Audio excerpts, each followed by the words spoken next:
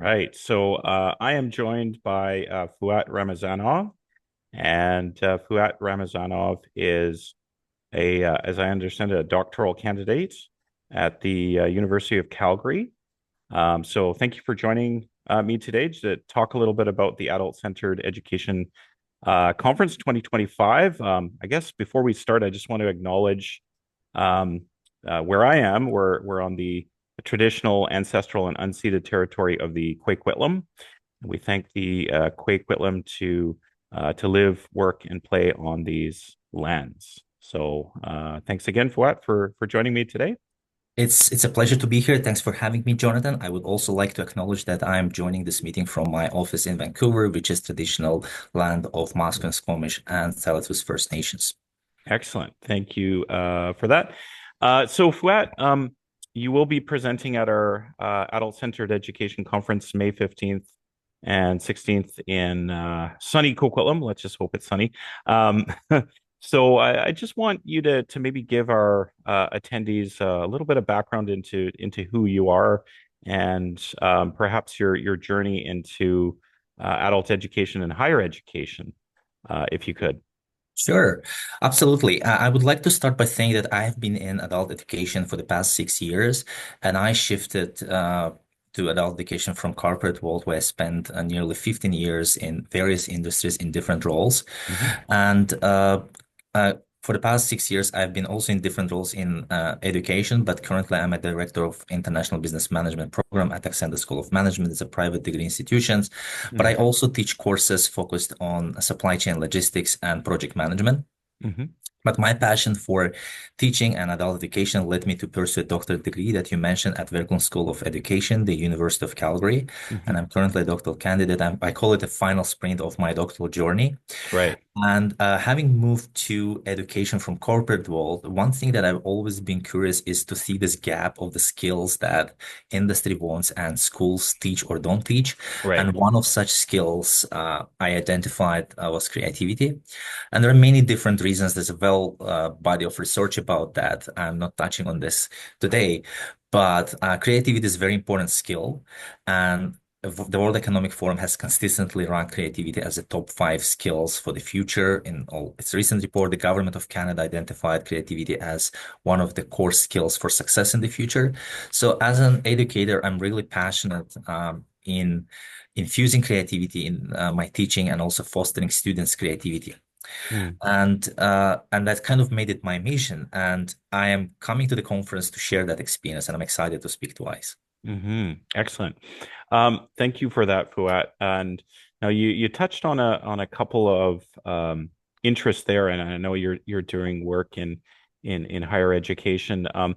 You will, as you mentioned, be presenting both days. So the Thursday of the conference, the 15th, and then the Friday as well.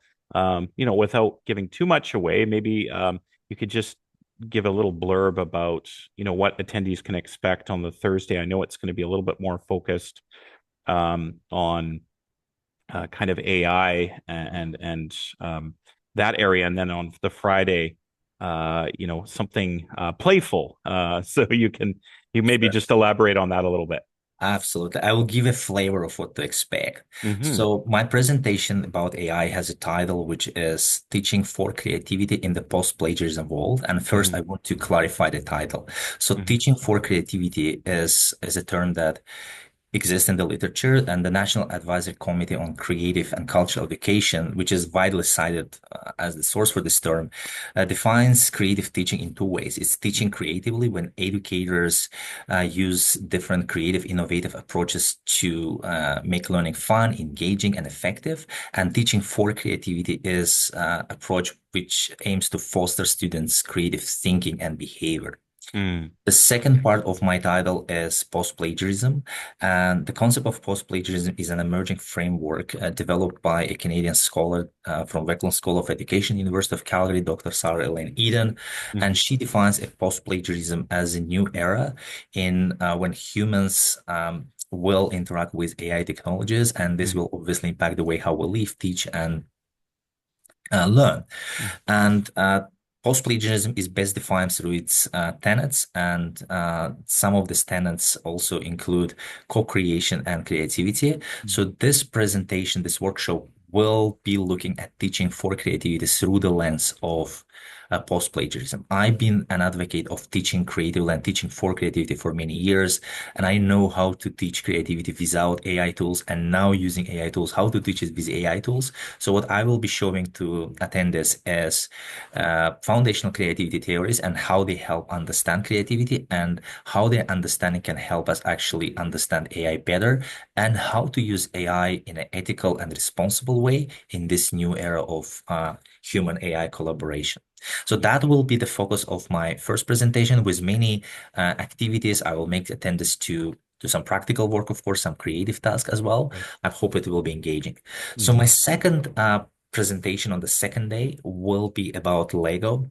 And when I started my doctoral journey, one of my first interests in higher education was about Lego. So Lego is a tool that everyone associates with a childhood or think of like kids to play, but actually Mm-hmm. Lego is a tool that adults can also learn and use.